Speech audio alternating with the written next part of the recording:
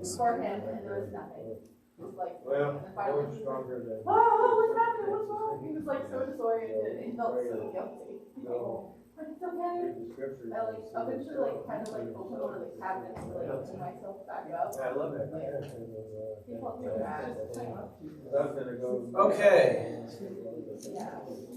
This is lesson 3 of Bible translations, 4 if you include the videos that Alex showed while I was gone.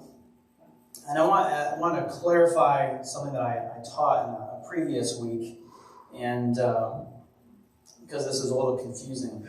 The kathib and the kare. I want to dwell on this, but kathib, I realized as I watched through it, just means written. So remember when I talked about the license plate, how you can read the letters, and it would read one way, but then if you read it aloud, it would be something different. So written, kathib, and read means kare. Kare is read. So I was trying to think of a couple examples of words that you could interpret differently in English. That you could interpret differently depending on which vowels your mind supplies. So let me draw a couple words, and you tell me which word, meaning of what the original author meant in our language. Now, by the way, a reverse interlinear, I don't think are very helpful, because what they do is they take something like the ESV, and there are interlinear ESVs out there, and they say, here's the Greek word that goes along with this English translation. Do you see the difference? One has a starting place with the Greek, and the other has a starting place with the English. So what the English translation is doing is basically, here's the underlying Greek word. Well, that's not very helpful either, because you're not actually seeing the sentence or the phrase in Greek. Any questions on interlinears? Okay. Now let's move to the second one, and that is what's called a formal equivalent. How many of you have heard that term before? Okay, this is called formal equivalent. Formal means that you're trying to find the equivalent of the form in Greek. So, to use a measurement analogy, not a biblical analogy, but if you were to go to Britain and you're trying to figure out how fast you can go on the highway, well, it says 100 kilometers an hour. And you're like, I don't know how much that is, how fast that is. And of course your car would tell you, but you don't really have a mental gauge as to how fast that is. But you might say, what's the equivalent when it comes to the standard that we use, which is miles per hour? So you see what I mean by equivalent? So we're taking a concept in the ancient time period and putting the equivalent in English. And we're trying to keep the form as close as possible. What this is often called is literal. But we'll talk later about how the word literal is actually misleading. But I'll leave that alone for now. So this approach is trying to maintain the form of the original language. In other words, trying to keep the original language structure as close as possible. So as a result, the sentence is going to sound very Greeky or Hebrew-y. It's not going to sound as very smooth English, because of it's trying to maintain the form. A formal equivalent translation has its focus on the accuracy of the original ancient world. So they're trying to say, here's what the original sentence looked like in Greek, and here's an approximate way that we can put that in English. There's less stress in formal equivalent translations of portraying ancient words in the lingua franca, the language that we speak. This is often called word for word, in which one English word is the equivalent of one Greek word in the ancient text. So, for instance, here's the New American Standard.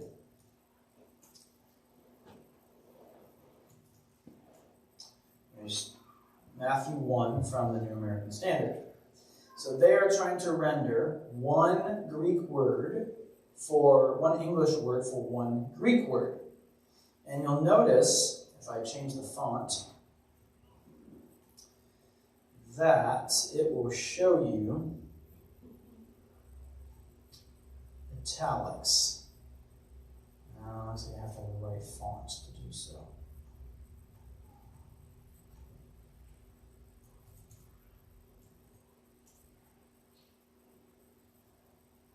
Okay, it's not showing me. But you've seen this before, right? In translations like the New American Standard, where it has italics for a word. That doesn't mean emphasized.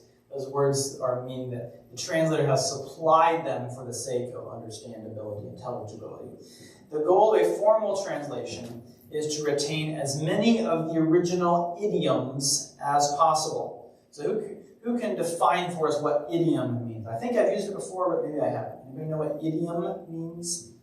I-D-I-O-M. Idiom. Helen? I don't know if I can explain it correctly, but it's a phrase with another meaning. Okay. So, like, putting the cart before the horse, or Yes, that's a great example. Or like raining cats and dogs. Well, it's not obviously raining cats and dogs. This means that lots and lots of rain is coming down. So there are lots of them in the language of Hebrew and Greek, just like there are a lot of them in English as well. So it's a manner of speaking. It's a metaphorical word that doesn't actually mean what it says. They want to retain as many of those idioms as they can, so that they can not have to worry about bringing it into the vernacular. They just leave the idiom as much as possible. Next, a formal translation translates the same original language word, Greek or Hebrew word, as the same English word as much as possible. So, for instance, instead of translating it differently depending on the context, whether it be, let's say the Greek word is charis, which some of you might know means grace, but it can also mean favor. It has a broad variety of meanings. Well, a formal translation tries to translate that same word the same way as much as possible, so that if you're reading chapter 6 of a book, you can say, oh, back in chapter 3 of this book, he used that same word. Okay?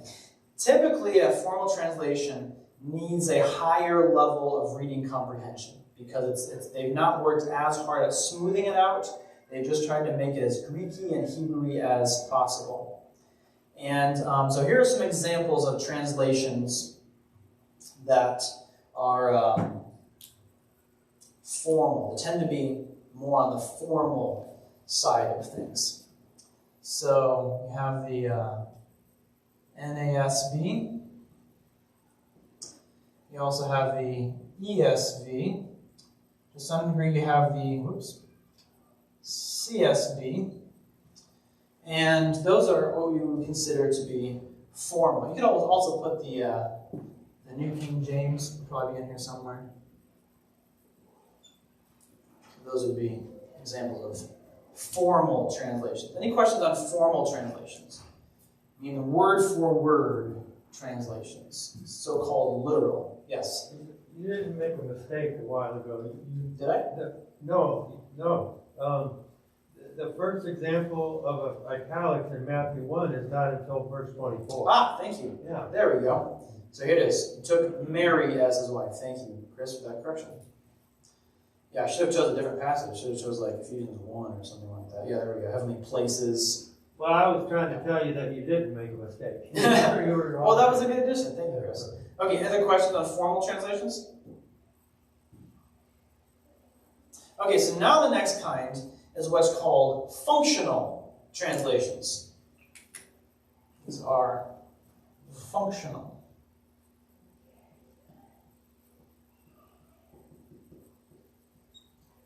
They try to bring the equivalent, remember that's that analogy, you're bringing one thing from one language into another language, and you're trying to bring the equivalent, and it's not about the form as much as it is the function of it.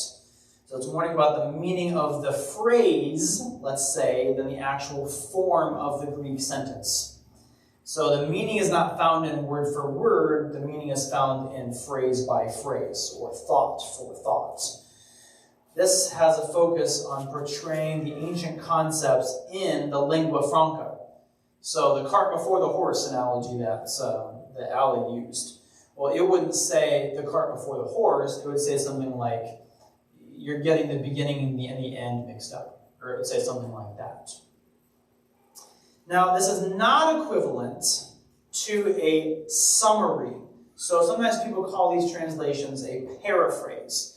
But what they sometimes mean by that is that it's just taking the big idea and distilling it down into a smaller section. But that's not actually the case. A functional translation is unafraid to translate a Greek or Hebrew word as a phrase instead of just as one word. So, for instance, let me pull up Mark, and I'm going to pull it up in the New American Standard. Let's do ESV alongside the NIV.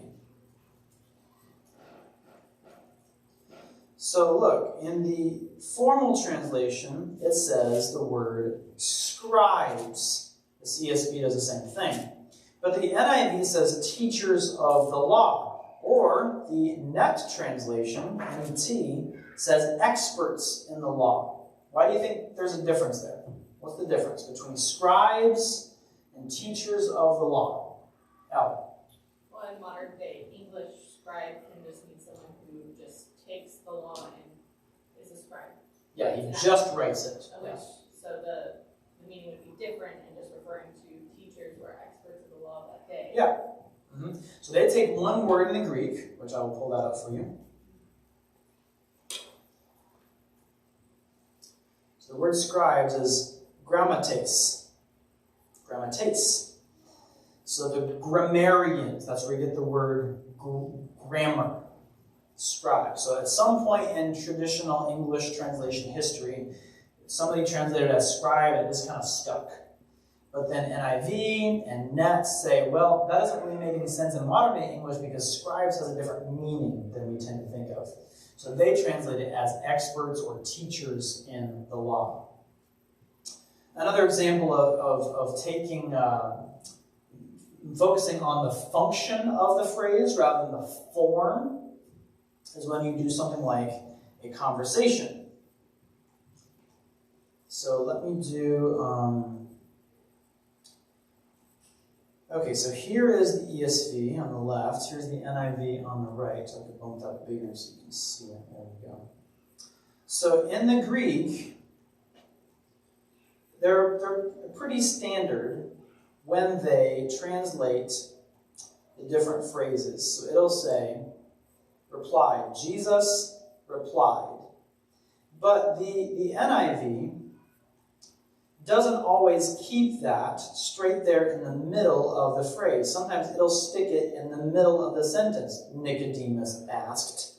So do you see how it'll move that phrase, Nicodemus asked, or Jesus said, to the middle of it? Because that's how if you read a novel or something like that, that's how it tends to read. Here's another example. Luke 22, 31 and 32. I'm going to contrast the ESV in the middle and the NIV on the right. Okay. Simon, Simon, the ESV, Satan has demanded to have you. Okay. Is that you, plural or singular?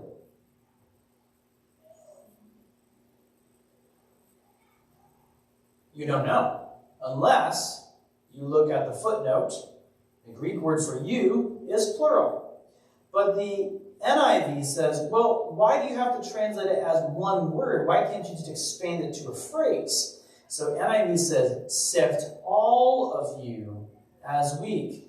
But so then when you get to verse 32, but I have prayed for you, and it clarifies. It says, there's the word Simon. Simon's not in the original Greek, but the NIV is helping us to see that he's being specific in his use of you singular.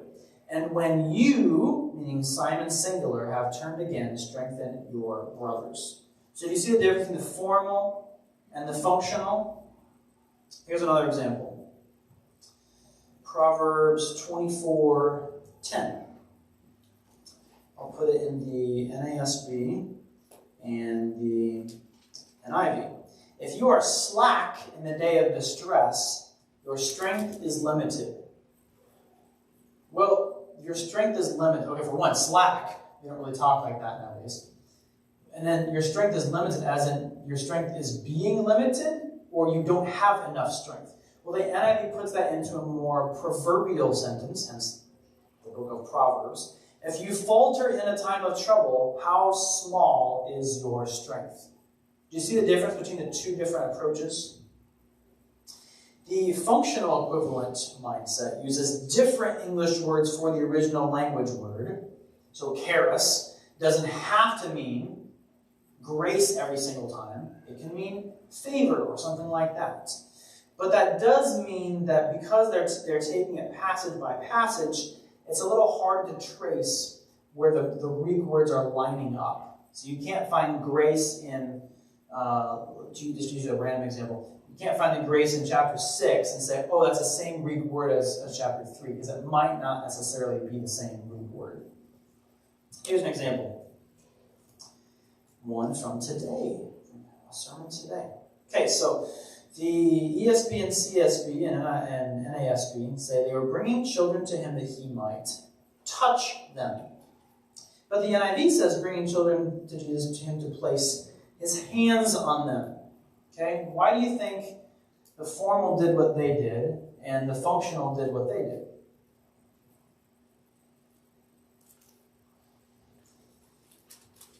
Allie, any guesses? I'm assuming the Greek word is touch, but in context, it's not just to feel them, it's to personally comfort. Yeah. So the benefit of the formal translation when it says touch is that you can go back to the other instances in the book of Mark and you can look at all the other places where Jesus touched people. But the downside is that he's not just touching them to touch them, he's touching them for a purpose, and it is to place his hands on them. Then when you look at the gospel according to Matthew 19, for instance, it says the people brought little children to Jesus for him to place his hands on them. So the parallel passage says place his hands on them. And then also when you get down to the verse 16, laying his hands on them. So that's what he means by touch. So there's pros and cons to the formal and to the functional. The NIV shows the connection with verse 16, the Matthew passage, whereas you would have to be hard-pressed to do that with something like the CSB or the ESV. But at the same time, the NIV can't connect that word touch as easily. The functional translations like this do not include italics because their belief, and I would agree with this, is that not every original language word, Greek or Hebrew, can be translated with only one word in English. And then also because in English, at least in America anyway, when something is italicized, we tend to think that it gives it what? Emphasis. Well, that's not exactly what the formal translation means, but sometimes it can come across like that. Now, because it is a more functional translation, it means it's a smoother translation in our English, in lingua franca English. And readers of different comprehension levels are able to read these translations. So examples like this include the CSB, which I already mentioned, the NIV, and then the NET, New English Translation, which I've mentioned before. Now this one, the third category, is not to be confused with this next one, the fourth one. Oh, by the way, any questions on that, on the functional side of things? Any questions on the functional translational philosophy? Okay, so the next one is what we tend to think of as functional. We tend to think of the NIV as being natural language, or you could say paraphrase.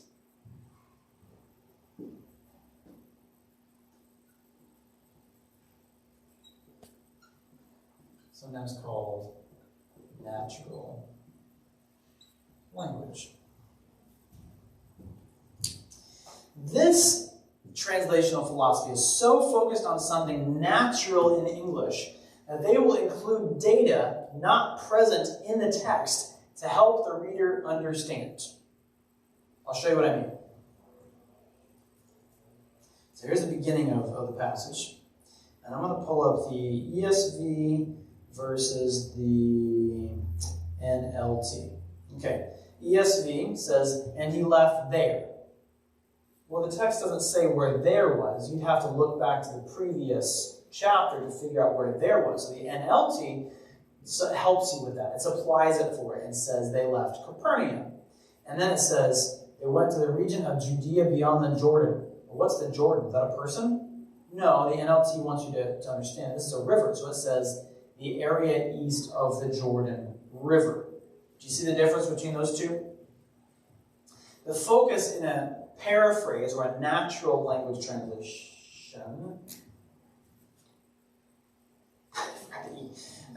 is that it's on a natural feel. It wants it to feel exactly like we would talk in normal language. There's a high stress in this translational philosophy on portraying the ancient words in our own language. So examples of this, and these might be a little less familiar to you. The NLT is a pretty familiar one to you. I'm sure you've probably read from that. There's also the New Century Version and the God's Word translation. And I've read from all of those, and I like them. They're very good. Any questions on the natural language or the paraphrase? Yes? But do you know what their process is? Because that seems like a very fine line to walk from not adding anything too far. But Yeah. So if you read the preface to, say, the NLT, they will help you see how they do that. In other words, they're not just like willy-nilly throwing stuff in there. They're trying to say, okay, what if Paul or Jesus or Joel or Moses, if he were here today and he were writing this for us today, and he wanted us to help us understand it as best as we possibly could and have as much scriptural data as we can, how would he say it?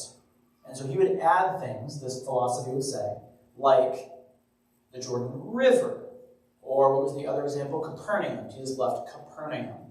So they're not just adding random things, but they are, remember, all translation is interpretation. All translation is interpretation.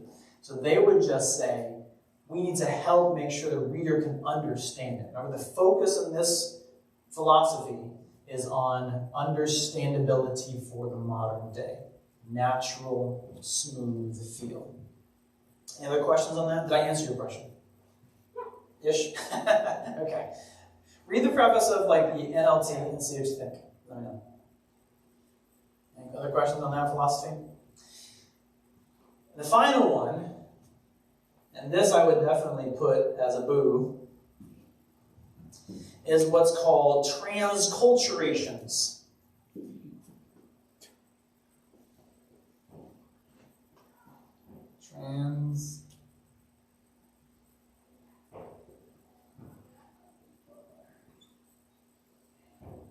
Transculturations. And this is where things get pretty wonky. So they include so much commentary that it's difficult to make out what was original to the text and what was just added to the culture of that day. They will take things to an extreme. So let me give you a couple examples. How many of you have ever heard of the Cotton Patch Bible?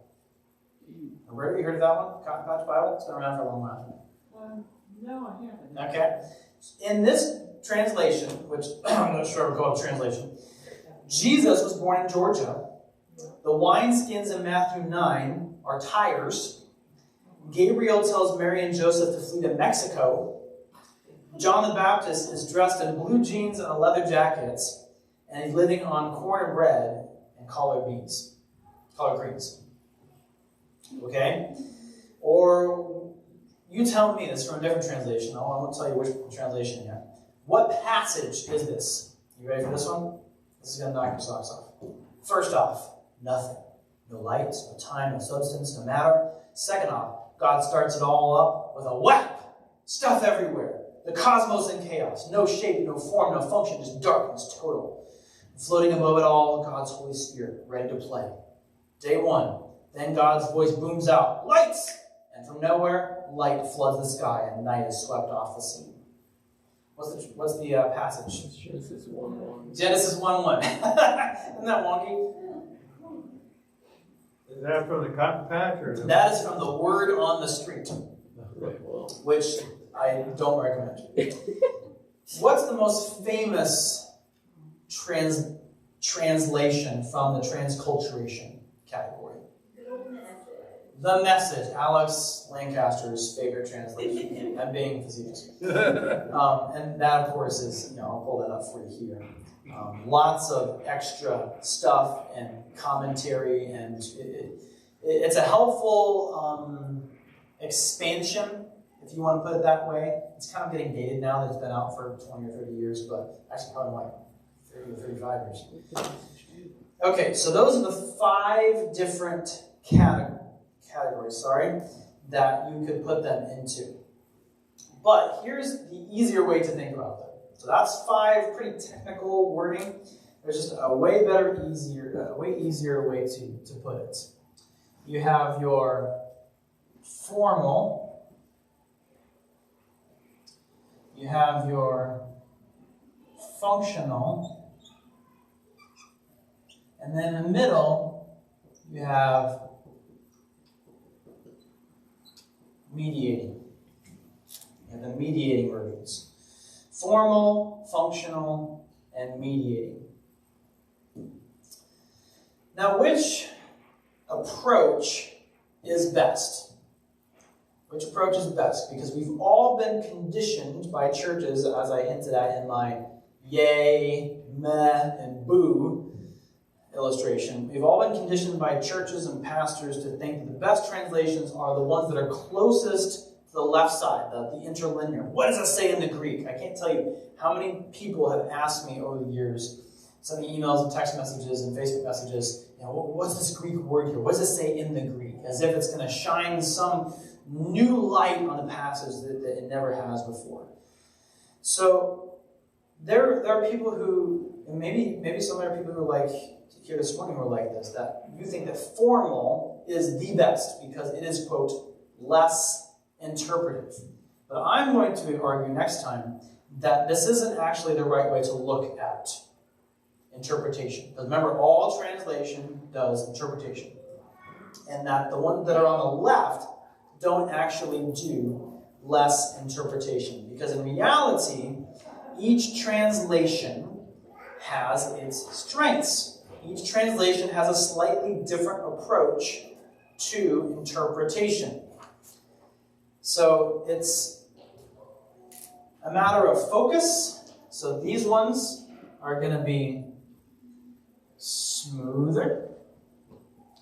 They are going to have a more natural feel, whereas these are going to feel more clunky, wooden, and yet you might say more accurate, because that's the goal, right? So the goal, who can remember from last time what our goals were? Who can remember? Accuracy was one of them. What's next? Anybody remember? I'll pull them up for you. Accurate, readable, and then audience appropriate.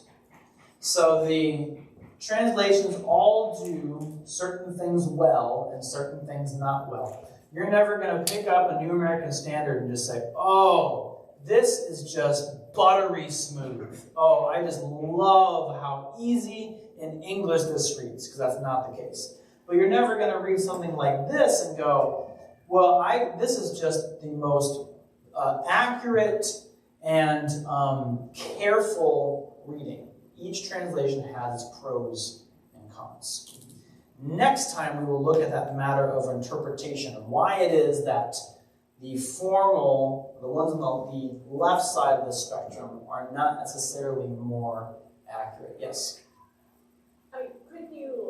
broadly say that each of them have a place depending on what you're wanting to get out of the word, whether you're Yes. going to dive in and study, Mhm. or if you're going Different purpose. for like expositional preaching or Yeah. just reading. You can't dissect as much in the natural language translations.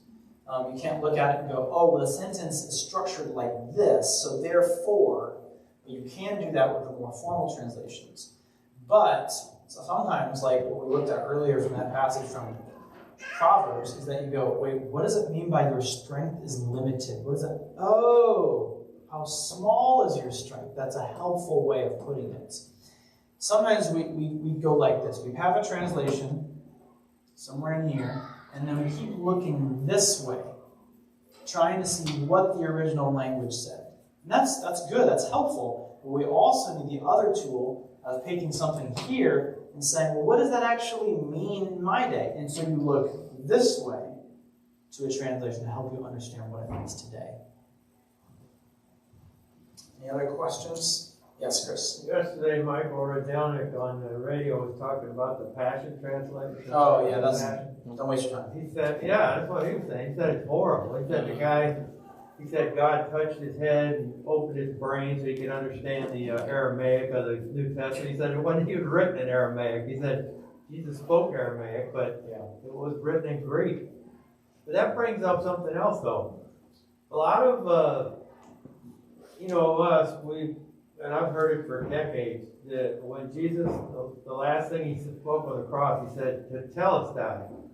Well, actually, he didn't say that. It was written in Greek, but he spoke Aramaic, so he wouldn't have said "Tetelestai." But they make a big deal out of what the, "Tetelestai" means and everything, and they go, "Oh, Jesus said "Tetelestai." I'm like, well, come on now. Now we're saying things that aren't true because he didn't speak Greek; he spoke Aramaic.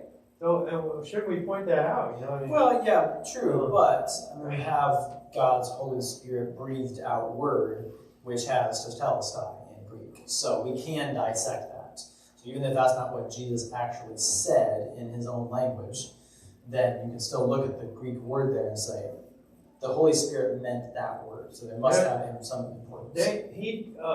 Michael Rodzelnik on, I think it's like 10 o'clock on Saturday morning on WFCJ, they talk about a lot of this stuff. Yeah. It's very good. Very good, yeah. So next time we'll look at what it means to interpret and why it is that it's not necessarily a case that the ones on the left side do less interpretation and the ones on the right side do more interpretations. So I will leave you with that cliffhanger for now. Any other questions? Okay. You are dismissed.